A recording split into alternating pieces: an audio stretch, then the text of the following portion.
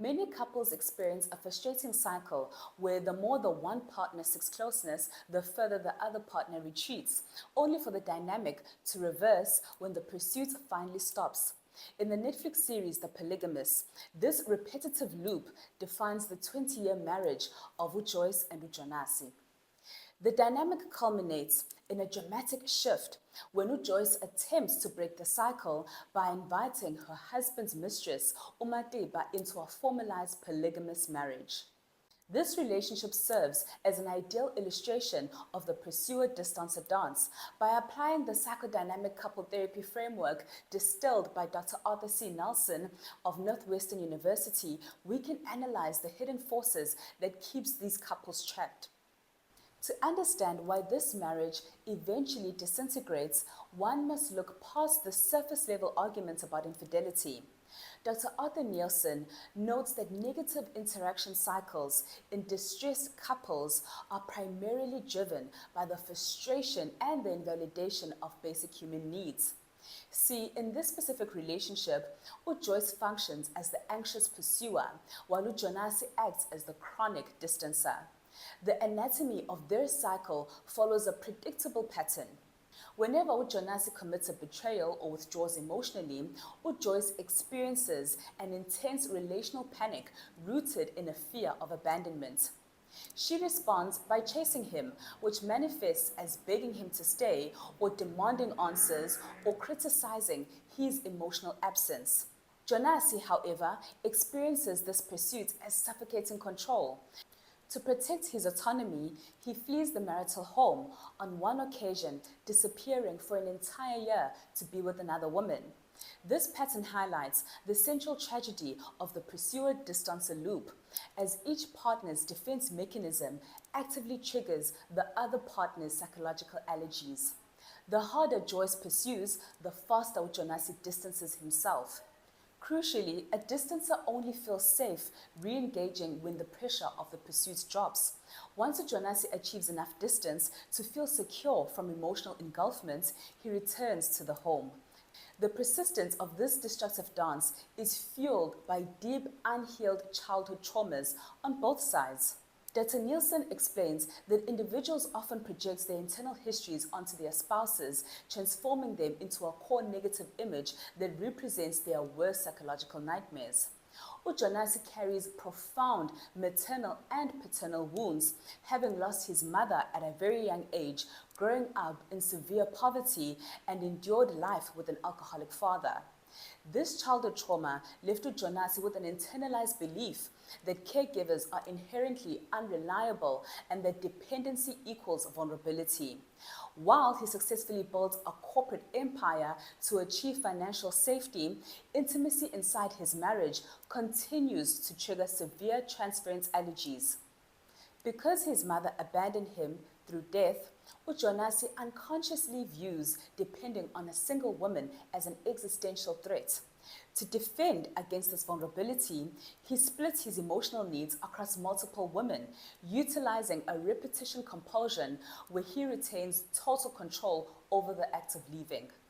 Joyce's endurance in this cycle heavily influenced by a systemic factor in their household as her mother lives with the couple.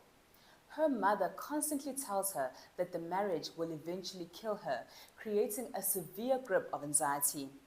Joyce helped build Jonasi's business from the ground up, meaning that her identity and social status are completely fused with the survival of this marriage. To walk away would mean admitting failure to herself and her mother, so Joyce adopts an over-functioning savior complex, pursuing Jonasi harder to prove that she can fix the relationship. The psychological engine keeping this marriage locked in place is a defense mechanism, also known as projective identification. Rather than simple projection, projective identification occurs when an individual unconsciously forces or induces their partner into behaving exactly like the character archetype that they fear the most. Dr. Nielsen notes that this induction is frequently achieved through non-verbal actions and sins of omission, allowing the inducer to feel blameless. Jonasi regularly practices this by withholding emotional responsiveness and support. This chronic inaction starves Joyce of security, actively inducing relational panic, hostility, and explosive criticism from her. Jonasi can then point to her angry outbursts to justify his withdrawals, falsely framing himself as the victim of her erratic behavior.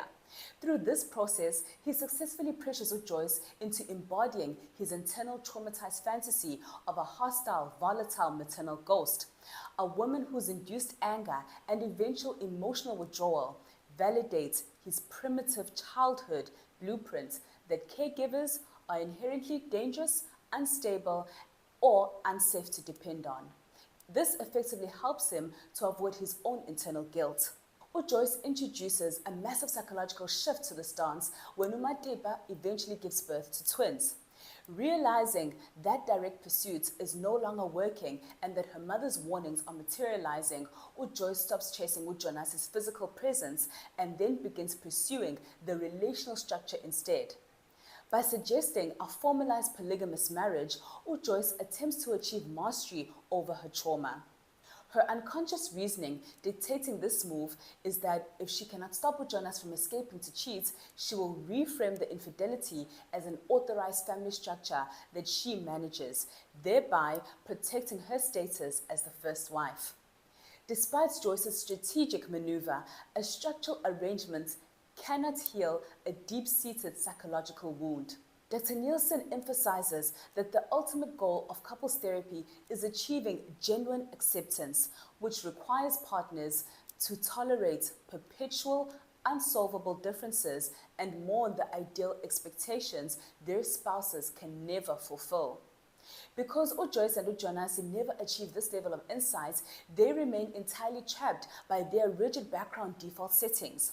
Jonasi's insatiable need to outrun his past drives him to continuous conquests, ultimately isolating him from his brother, his children, and his wives while destroying his physical health.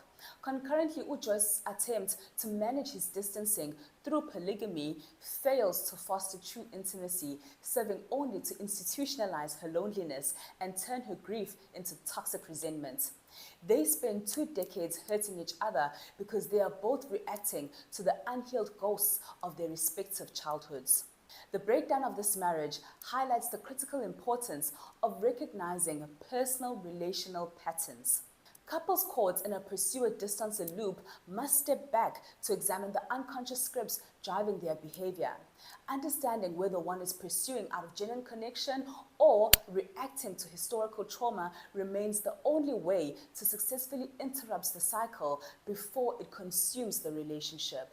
If you enjoyed this breakdown, don't forget to like and subscribe, and I'll see you next time on the next breakdown.